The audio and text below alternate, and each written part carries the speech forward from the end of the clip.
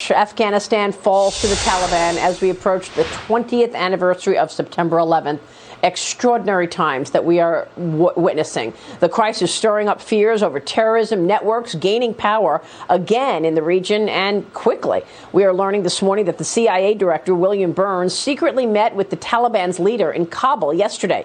Joining me right now is the former acting secretary for the Department of Homeland Security.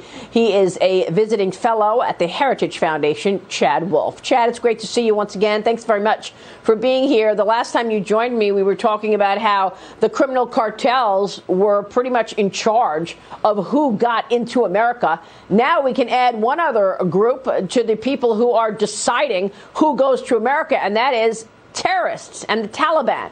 Are you worried about the terrorism threat from the fall of Afghanistan? How do you see things? Well, absolutely, Maria. I think the fall of Afghanistan to the Taliban represents a national security threat to the United States. Not only will they control more territory in Afghanistan than they did on 9/11, but obviously now they have military equipment at their disposal. And so we have to be worried about safe haven for terrorism now reconstituting itself in Afghanistan. And what does that mean to the homeland? I think now that we've evacuated an embassy, we're going to have limited to no personnel in country gathering intelligence, recruiting assets and the like there, I think is very concerning. And that's what concerns me as I look at the threats to the homeland as they originate overseas. This is just extraordinary. I know that we had apprehended, the U.S. had apprehended people from MS-13, people on the terrorism watch list that actually did access America through the wide open border. You think that perhaps with the border as weak and porous as it is, we'll see terrorists trying to come through as well?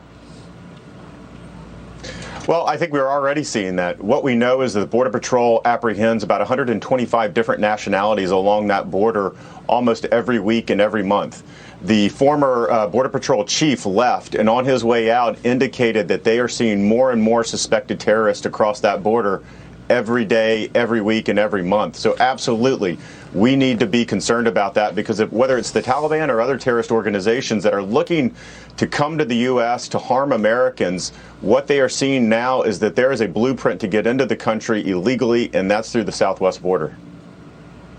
Yeah, we're just showing this graphic here. The year is not even up yet, and already we've seen 1.3 million migrants apprehended at the border just in 2021. We are talking about record numbers every month, and yet this administration refuses to call it a crisis and refuses to do anything about it. Well, you're absolutely right, but the numbers that you cite are actually just the numbers that we apprehend.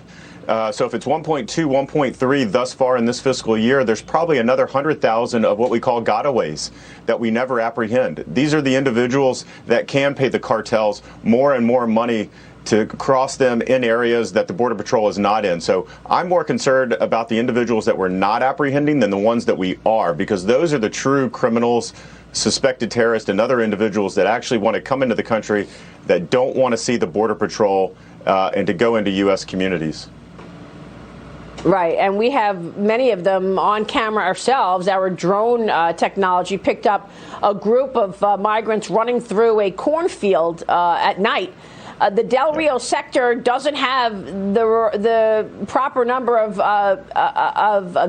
guides to actually police this. They're getting crushed as Border Patrol says that they only have a fraction of the agents needed to deal with the surge of migrants, Chad. I spoke with a border agent over the weekend. He told me 80 of his agents right now, 80 have COVID.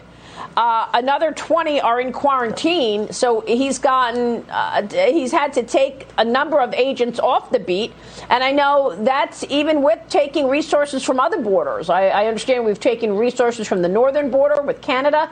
We've also taken resources from the coastal borders, Louisiana and Alabama and Florida as well. Your reaction to whether or not we can actually police this? Well, we can't, and I think that's very clear. There is a national security crisis going on that border. As you indicated, we have Border Patrol agents out or not on the line because of COVID or being quarantined, but the vast majority that are on the job today are in Border Patrol facilities taking care of these thousands and thousands of minors, and that's not where they should be, Maria. They need to be on the line protecting the country from contraband, from illicit drugs crossing the border. They need to be out there and not in Border Patrol facilities. So whether it's being quarantined from COVID or in Border Patrol facilities, what we know is they're not doing their national security mission that they need to be doing, that the country needs them to be doing at this time.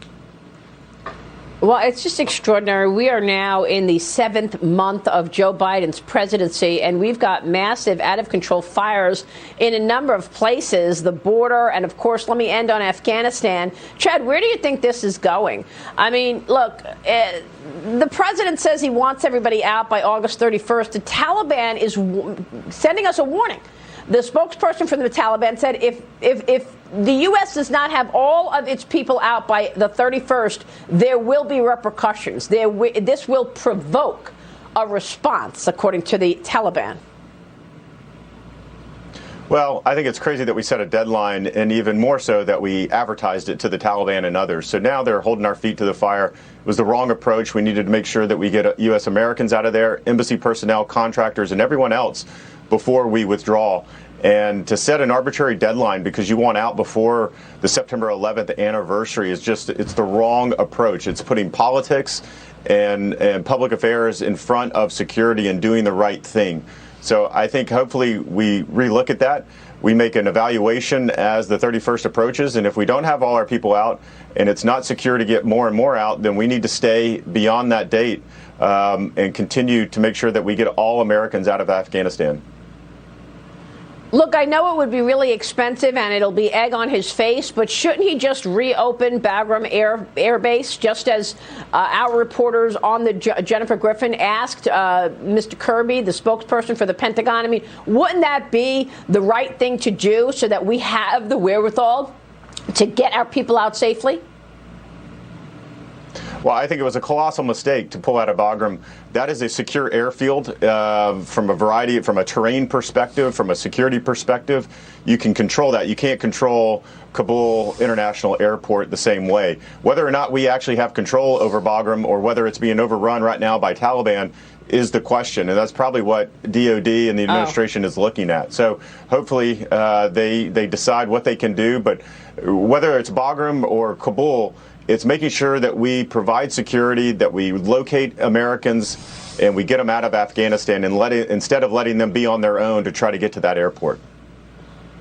Yep, it's great points that you're making this morning, Chad. Good to see you. Thanks very much, Secretary Chad Wolf. Thanks for watching the Heritage Foundation's YouTube channel. With more than 500,000 members, we are the nation's largest conservative research and education institution. We believe the principles and ideas of the American founding are worth conserving and renewing.